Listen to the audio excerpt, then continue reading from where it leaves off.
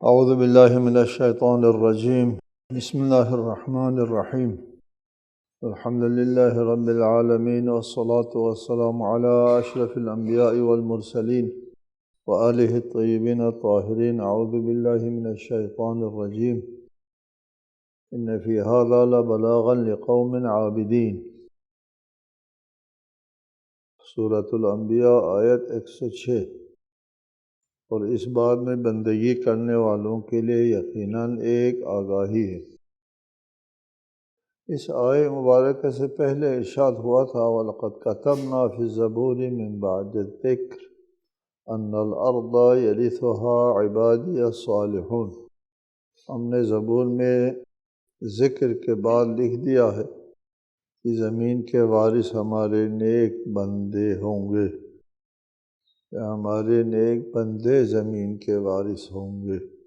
سلسلے میں آپ کو بتایا کہ اس آیت کا مطمع نظر جو ہے وہ اسے کرۂ ارض کی کل زندگی ہے، مجموعی زندگی کرۂ ارض، گزشتہ زندگی نہیں ہے، موجودہ بھی نہیں ہے۔ آئندہ جو زمین کی زندگی جو ہے وہ بہت زیادہ ہے بنسبت گزشتہ اور موجودہ زندگی کے۔ کلی طور پر، مجموعی طور پر اس زمین میں اللہ تعالیٰ کی حکومت ہوگی، اس زمین میں بھی، یعنی تشریعی حکومت، اور صالح بندوں کی حکومت، اللہ تعالیٰ کے صالح بندوں کی حکومت ہوگی۔ اس سلسلے میں گفتگو ہو گئی پہلے۔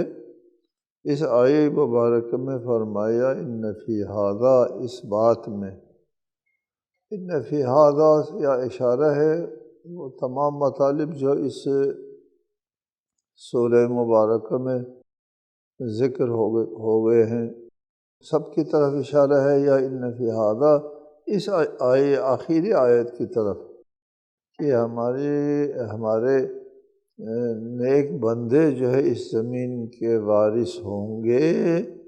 اس بات میں لبلاغا لقوم عابدین، عبادت گزاروں کے لیے ایک آگاہی ہے۔ عبادت گزار جو اللہ کی بندگی کرتے ہیں وہ یہ نہ سمجھے کہ اس زمین کے اوپر طواغیت کی حکمرانی ہے، ظالموں کی بالادستی ہے، اور اللہ کے نافرمانی کرنے والوں کی حکومت ہے ہمیشہ۔ آپ کے صالح بندے جو ہے ہمیشہ پوری تاریخ انسانیت میں کسمہ پرسی میں رہے، مظلوم رہے، مستضعف رہے۔ حکومتیں جو ہے وہ فرعون و نمرود و حامان و شداد و یزید وغیرہ کے پاس حکومتیں رہیں۔ تو عبادت گزار جو ہے وہ اللہ کی بارگاہ میں مناجات کرتے ہیں، اللہ آپ کی تیری سرزمین کے اوپر جو ہے وہ ظالم لوگ ہی حکومت کریں گے۔ ان کے لیے ایک بلاغ ہے، ایک آگاہی ہے۔ نہیں، ایسا نہیں ہے کہ زمین کی عمر ابھی بہت رہتی ہے اور اس میں ہمارے نیک بندوں کی حکومت ہوگی۔ یہ جو اس وقت گزر رہا ہے یہ تمہیدی ہے، یہ انسان کے لیے تربیتی مراحل سے، تمہیدی مراحل سے گزارا جا رہا ہے، اور ہمارے صالح بندوں کی حکومت اس وقت قائم ہو جائے گی جب بندے جو ہے وہ صحیح معنوں میں رشد کو پہنچیں گے۔ رشد کو پہلے بھی بتایا آپ کو کہ اللہ تعالیٰ نے جب پہلی مرتبہ حضرت آدم کو زمین پر بسایا تھا تو انسان کے اندر صلاحیتیں ودیعت تھی، فعلاً انسان کو کچھ نہیں آتا، اس میں صلاحیتیں ودیعت کی تھیں کہ یہ خود ارتقائی مراحل طے کر کے سوجھ بوجھ حاصل کرے۔ چنانچہ انسان جب روئے زمین کے اوپر بس گیا شروع میں تو ان کو کچھ نہیں آتا تھا، بعد میں زراعت سیکھی، پھر اجتماعی زندگی شروع ہو گئی، زمین مسخر کرنا شروع کر دیا، پھر آتش کو مسخر کیا، پھر لوہے کو مسخر کیا، پھر صنعت کے مرحلے میں داخل ہو گیا، پھر تمدن تہذیب آ گئی۔ رسالۃ مآب کے زمانے میں انسان نے تھوڑی سی انسانیت سیکھی، انسان جو ہے وہ بلوغت کے مرحلے میں انسان نے قدم رکھا تو خاتم الانبیاء آئے اور ایک ابدی شریعت اخذ کرنے کے قابل ہو گئے انسان، ایک دائمی شریعت۔ اس سے پہلے جو انسان تھے وہ اس قسم کے دائمی ابدی شریعت نظام حیات دینے کے امین نہیں تھے، وہ امین بھی نہیں تھے، اس قابل بھی نہیں تھے۔ ان کو وقتی طور پر شریعتیں دے دی، شریعت موسیٰ، شریعت عیسیٰ، اور پھر وہ منسوخ کر دی گئی ان شریعتوں کو، اور آخری شریعت آئی انسان کے سن بلوغ پر پہنچنے کے بعد ایک ابدی شریعت دے دی گئی، جو قرآنی نظام ہے، اسلامی نظام ہے۔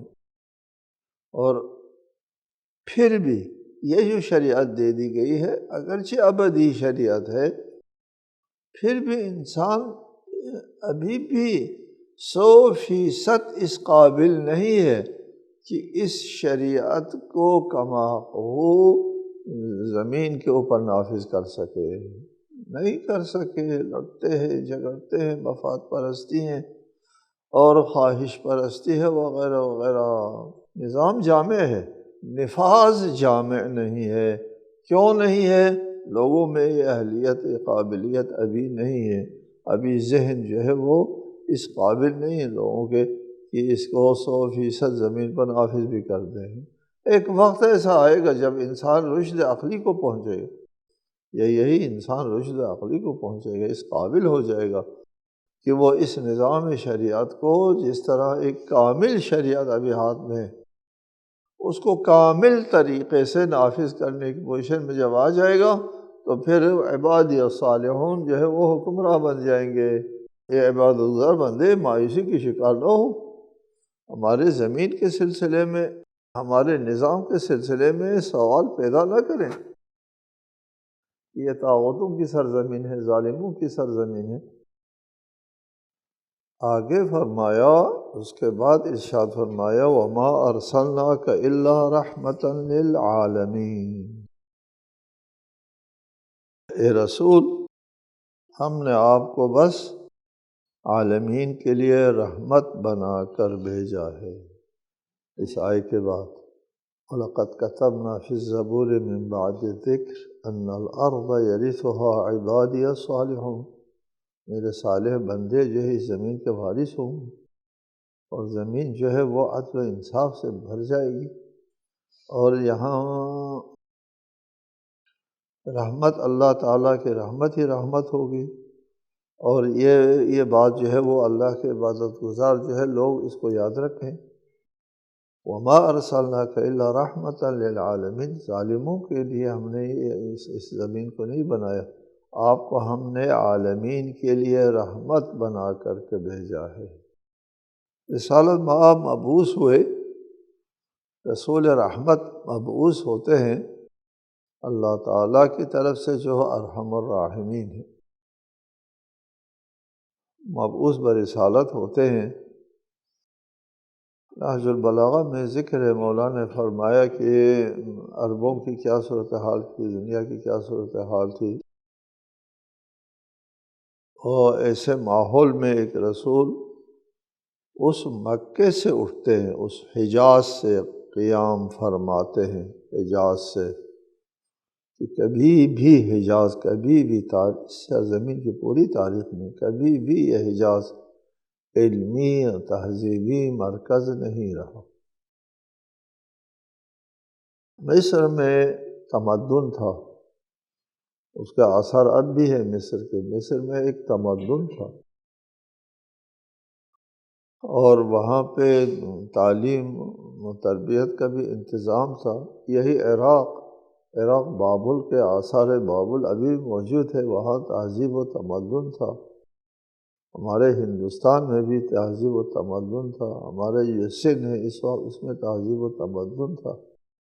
حتیٰ آپ کے ضلع راولپنڈی ٹیکسلا میں بھی تہذیب تمدن تھا۔ یہاں پہ ایک یونیورسٹی تھی اس زمانے کی، ادھر آپ کے پنڈی میں، یہ آپ کے حجاز جو ہے آپ کے پنڈی کے برابر بھی نہیں، کوئی اس قسم کا کوئی علمی مرکز، کوئی تہذیب اور کوئی تمدن کبھی نہیں رہا۔ وہاں سے ایک نبی اٹھتے ہیں جی، کہ کبھی تہذیب و تمدن یا علمی مراکز اس علاقے نے دیکھے نہیں، اصلا نہیں دیکھا بھی نہیں۔ وہاں سے ایک رسول اٹھتے ہیں اور آپ پورے عالمین کے لیے، پوری کائنات کے لیے رحمت بن کر اٹھتے ہیں۔ اور اللہ ارحم الراحمین ارشاد فرماتا ہے کہ ہم نے آپ کو عالمین کے لیے رحمت بنا کر کے بھیجا ہے۔ اس رحمت کا مظاہرہ ہوگا جب، صحیح بھرپور مظاہرہ ہوگا جب اس آیت کا نفاذ ہوگا۔ وَلَقَدْ كَتَبْنَا فِي الزَّبُورِ مِن بَعْدِ الذِّكْرِ أَنَّ الْأَرْضَ يَرِثُهَا عِبَادِيَ الصَّالِحُونَ، جب صالح بندے اس زمین کے وارث ہوں گے، اس وقت رسول رحمت اللہ علیہ کی رحمت کا بھرپور مظاہرہ ہوگا۔ اب بھی بھرپور مظاہرہ ہے۔ چشم بینا رکھنے والوں کے لیے سب سے پہلی رحمت جو ہے وہ توحید ہے، توحید۔ رسالت مآب کی جب بعثت ہوئی اس وقت لوگ جو ہے وہ اوہام پرستی کے شکار تھے۔ وہ عبادت کس کی کرتے تھے؟ ہیچ کی عبادت کرتے تھے، ہیچ، واہمے کی عبادت کرتے تھے۔ ان کو معبود سمجھتے تھے، اپنے جن کا وہ پوجا پاٹ کرتے تھے، پتھروں کے پوجا پاٹ کرتے تھے۔ آپ کو پتہ ہے کہ پتھروں کے جو بت پرستی کرنا، مشرکین کے مذہب میں بت پرستی بھی بعد میں آئی۔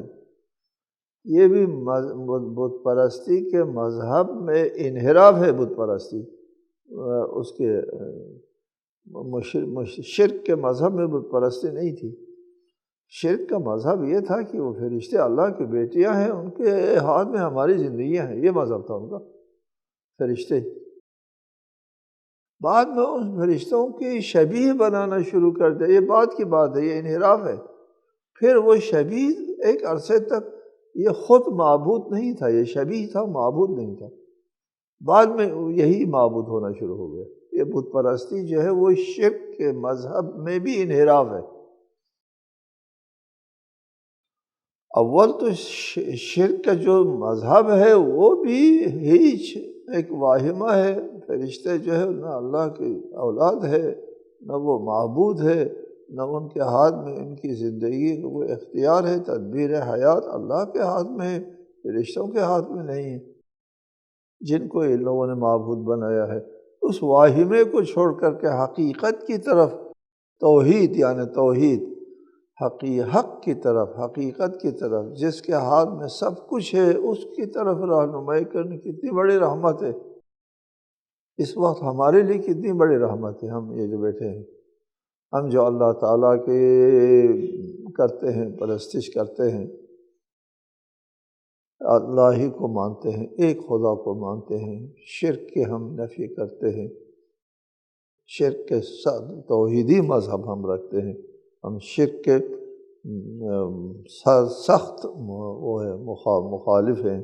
یہ رحمت ہے اللہ تعالیٰ کی طرف سے، اس رسول رحمت کے ذریعے ہم پر رحمت للعالمین۔ یہ کوئی کم رحمت ہے جس سے ہم دنیا میں باعزت ہے، سرخرو ہیں اس وقت، اسے بھی ہے۔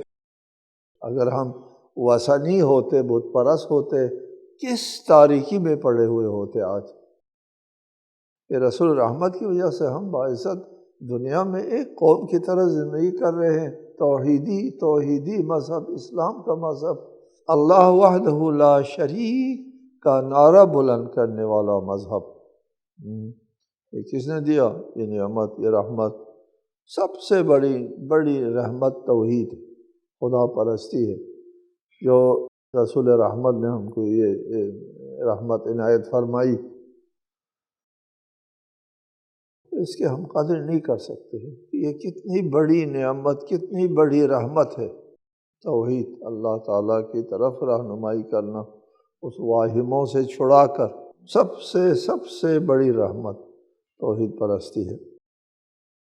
خود خداوند عالم، پھر یہاں پر یہ سوال آتا ہے کہ عالمین کے لیے رحمت ہے آپ کے رسول، تو پھر تو بہت سے لوگ آپ کے رسول کو نہیں مانتے، اس رحمت کو نہیں مانتے، تو ان کے لیے کیسے رحمت ہوئی؟ وہ توحید پرستی نہیں کرتے، توحید کو نہیں مانتے وغیرہ۔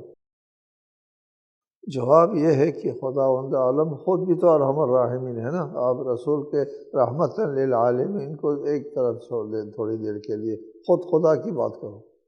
خدا ارحم الراحمین نہیں ہے؟ ہاں ہے، سب خدا تعالیٰ کی ارحم الراحمین سے فائدہ اٹھاتے ہیں؟ نہیں اٹھاتے۔ بس خدا اپنی جگہ ارحم الراحمین ہے سب کے لیے۔ کتب ربکم علی نفسہ الرحمہ، اللہ تعالیٰ نے رحمت کو واجب گردانا ہے۔ اب کوئی اس رحمت کے لیے اہل نہیں بنتا ہے، اللہ کی رحمت کو لینے کے وہ قابل نہیں بنتا ہے، تو یہ قابلیت کی طرف سے کوتاہی ہے، نہ رحمت دینے والا کی طرف سے۔ اگر یہ رحمت للعالمین کی رحمت کے ساتھ میں شامل حال نہیں ہوتا ہے تو یہ اس کی کوتاہی ہے، نہ رحمت للعالمین، وہ تمام عالمین کے لیے رحمت بن کر کے آئے ہیں۔ دوسری بات، رسالت مآب ایک ایسی شریعت لے کر آئے ہیں جس سے حق و باطل میں تمیز ہو جاتی ہے۔ فرقان، یہ قرآن فرقان ہے، حق و باطل میں تمیز۔ رسالت مآب کے مبعوث ہونے کی وجہ سے انسان کو حق اور باطل کا پتہ چلا کہ یہ حق ہے، یہ باطل ہے۔ پہلے بتایا آپ کو، یہی توحید حق ہے اور بت پرستی باطل ہے۔ حق کس کو کہتے ہیں؟ جو ثابت ہے، موجود ہے، اس کو حق کہتے ہیں۔ باطل جو موجود نہیں ہے اس کو باطل کہتے ہیں۔ توحید حق ہے۔ رسالت مآب نے انسان کو انسانیت کا درس دیا، انسان کو احترام آدمیت سے نوازا۔ یہ انسان جس کی کوئی قیمت نہیں تھی، بات پر جو ہے اس انسان کا قتل ہوتا تھا، بات پر جو ہے وہ قتل عام ہوا کرتا تھا۔ آج بھی جو رسول رحمت للعالمین کی رحمت کے جو لوگ اہل نہیں ہیں، وہ لوگ بھی بات پر قتل کر رہے ہیں نا۔ یہی کچھ ہو رہا تھا ساری دنیا میں۔ احترام آدمیت کا درس دیا، کس قدر رحمت ہے احترام آدمیت۔ اس پر گفتگو کے لیے بہت وسیع میدان موجود، پہلے بھی آپ سے بات ہوتی رہی۔ احترام آدمیت کہ اسلام نے انسان کو تکویناً و تشریعاً احترام سے نوازا ہے۔ وَلَقَدْ كَرَّمْنَا بَنِي آدم لَقَدْ خَلَقْنَا الْإِنسَانَ فِي أَحْسَنِ تَقْوِيمٍ صَوَّرَكُمْ فَأَحْسَنَ صُوَرَكُمْ۔ خداوند عالم نے ہم کو عزت تکریم سے نوازا تھا۔ وہ عزت ہم کو ملتی نہیں تھی، وہ اکرام ہم کو نہیں ملتا تھا۔ اس ہمجی، اس وحشی معاشرے میں اس انسان کو قیمت نہیں ملتی تھی۔ انسان کو قیمت دی، احترام آدمیت دیا، کہ یہاں تک کہ ایک انسان سے ایک غلطی سرزد ہوتی ہے تو اس غلطی کا دوسرے سے ذکر کرنا ممنوع ہو گیا۔ نہ کرو، نہ بتاؤ۔ یہ جو تم نے اس کی کمزوری تم نے دیکھی ہے، اس کی خامی دیکھی ہے، اس سے کوئی جرم گناہ سرزد ہوتے جو دیکھا ہے، کہ دوسروں کو نہ بتاؤ، منع ہو گیا۔ کیوں نہ بتائیں؟ کوئی غلط ہے؟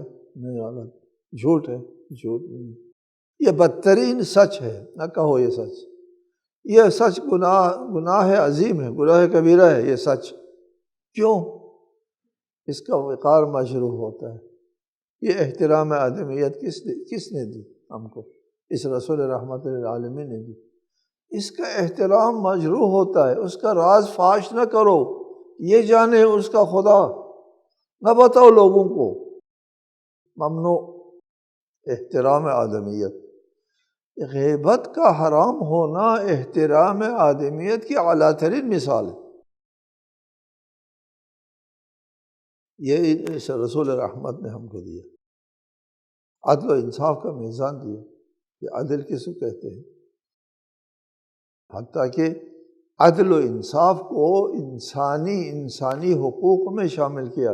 ایسا نہیں، اس شریعت محمدی میں عدل انصاف مسلمان کو بھی دینا ہوتا ہے، یہود کو بھی دینا ہوتا ہے، نصاریٰ کو بھی دینا ہوتا ہے، ہندو کافر سب کو دینا ہوتا ہے۔ عدل و انصاف ایک انسانی مسئلہ ہے، یہ صرف مسلمانوں کے لیے عدل و انصاف نہیں چاہیے، سب انسان کے لیے۔ آپ کے پاس وہ ایک مقدمہ لے کر کے آتے ہیں، آپ جج ہے، قاضی ہے، اسلامی شریعت کے آپ قاضی ہے، ایک فریق یہود ہے اور ایک فریق جو ہے وہ مسلمان ہے، تہجد خوان ہے، مقدس ہے اور بہت کچھ، اور وہ یہودی ہے، خونخوار ہے، ظالم ہے، وہ اپنی جگہ۔ یہ کیس جو آپ کے پاس آتا ہے، اس میں آپ نے انصاف دینا ہے یہود کو، جی اگر حق یہود کا بنتا ہے تو اس مسلمان کی طرفداری نہیں کرنا، یہ ظلم ہے، ناانصافی ہے، ناانصافی نہیں کر سکتے آپ، یہ شریعت دی ہے اس رسول رحمت نے انسانی حقوق کے طور پر ایک جامع نظام حیات دیا ہے، جامع نظام حیات۔ آپ اسلامی فقہ میں جائیں، اسلامی فقہ میں ہمارے مجتہدین جو ہے وہ تقریباً اس وقت تک 5-6-7 ہزار مسائل کا استنباط کرتے ہیں جو انسان کی زندگی میں پیش آنے والے وہ ہے قانون ہے، آرٹیکلز ہیں۔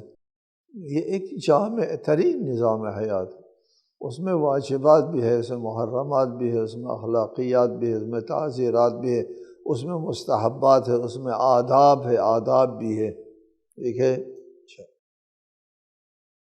آپ نے گھر میں جانا ہے، کس طرح گھر میں داخل ہونا ہے، آداب ہے، کسی سے آپ کا روبرو ہوتا ہے کیسے پیش آنا ہے، ہر چیز کے لیے آداب، ہر چیز کے لیے، حتیٰ کہ رفع حاجت کے لیے آپ نے بیٹھنا ہے، کس طرح بیٹھنا ہے، وہاں کے بھی آداب ہے۔ کوئی زندگی کا آپ اٹھائیں، جی فلاں کام کے لیے جس کا ذکر آپ مناسب نہیں سمجھتے، مثلا اس کے لیے کوئی آداب ہے، جی اس کے لیے بھی آداب، جی کوئی چیز ایسی نہیں ہے جس کے لیے آداب، احکام، جائز، حلال، حرام کی صورت میں بیان نہ کیا ہو۔ اس قدر رسول رحمت ہے، زندگی کے ہر جنبش کے لیے، ہر گوشے کے لیے، ہر قدم کے لیے ایک حکم موجود۔ اسلام کے آنے سے پہلے دنیا ایک درندگی میں، ایک وحشیانہ زندگی کیا کرتا تھا انسان، اور ساری دنیا کو تمدن دیا ہے اس اسلام نے، اس رسول کے پیغام نے، ساری دنیا کو، سارے متوحش دنیا کو تمدن دیا ہے۔ ہم نے بتایا آپ کو کہ ایک حدیث جو ہے وہ ہمارے مصادر میں یہ حدیث نہیں ہے، کہتے ہیں رسالۃ میں آپ نے فرمایا ہے اختلاف امتی رحمہ، میرے امت کا اختلاف رحمت ہے۔ ہم نے بارہا ذکر کیا ہے، اختلاف سے مراد آنا جانا ہوتا ہے۔ اختلاف رائے کو اختلاف اس لیے کہتے ہیں کہ آپ کی رائے ادھر جاتی ہے اور میری رائے ادھر جاتی ہے، اس لیے اس رائے میں آمد و شد ہے، سب ایک طرف جائیں تو پھر وہ اختلاف نہیں ہے، اور اگر رائے میں آمد و شد ہو گئی تو پھر وہ اختلاف کہتے ہیں۔ اصل میں لغت میں اختلاف آنے جانے کو کہتے ہیں، وہ مختلف الملائکہ، یہ فرشتوں کے آنے جانے کی جگہ، ٹھیک ہے۔ تو حضرت علی کا فرمان ہے مناجات میں، اللہ تعالیٰ سے مناجات کرتے ہوئے فرمایا یعلم اختلاف النینان فی البحار الغامرات، وہ ذات جو ہے وہ گہرے سمندروں میں مچھلیوں کے آنے جانے کو جانتا ہے۔ اختلاف النینان، یہ بھی ایک درس ہے، کبھی دیں کہ الہام کے بعد میں، وحی کے بعد میں ہر چیز کو اللہ تعالیٰ نے خلق کیا ہے، ربنا الذی اعطى کل شیء خلقہ ثم ہدی، پھر ہدایت دی۔ یہ اختلاف نینان کیا ہے؟ ان کی زندگی جو ہے وہ اس اختلاف میں ہے، آنے جانے میں، آنے جانے۔ یہاں اختلاف امت رحمہ، میری امت کا آنے جانا رحمت ہے۔ اس امت کے آنے جانے نے دنیا کو تمدن دیا۔ مسلمان تاجر لوگ جاتے تھے متوحش علاقوں میں، وحشی علاقوں میں، وہاں دین پہنچایا، تہذیب پہنچائی، تمدن پہنچایا۔ یہ تاریخ میں سب تھے۔ اس رسول رحمت کے بارے میں قرآن مجید میں چند آیات ہیں۔ فرمایا لقد جاءکم رسول من انفسکم عزیز علیہ ما عنتم حریص علیکم بالمؤمنین رؤوف الرحیم۔ اس رسول کی رحمت کی رحمتوں کی طرف اشارہ ہے اس آیت میں۔ تمہاری طرف خود تم ہی میں سے ایک رسول آیا ہے، تمہیں تکلیف میں دینا ان پر شاق گزرتا ہے، اور رسول رحمت ہے۔ وہ تمہاری بھلائی کا نہایت خواہاں ہے، اور مومنین کے لیے نہایت شفیق مہربان ہے، رؤوف رحیم۔ وہ رؤوف و رحیم ہے مومنین کے لیے، بالمؤمنین رؤوف الرحیم۔ رسول رحمت ہے، رحمت بنا کر کے بھیجا ہے۔ وَيَضَعُ، دوسری آیت ہے وَيَضَعُ عَنْهُمْ إِصْرَهُمْ وَالْأَغْلَالَ الَّتِي كَانَتْ عَلَيْهِمْ، اور وہ ان پر لدے ہوئے بوجھ اور ان کے گلے کے طوق کو اتارتا ہے۔ انسانیت کے گلے میں طوق تھا، اس وقت غلامی میں زندگی گزارتے تھے، ذلت کی زندگی گزارتے تھے، اس طوق کو اتارا، عزت دی، سر بلندی دی۔ باقی آئندہ انشاءاللہ۔ والسلام علیکم۔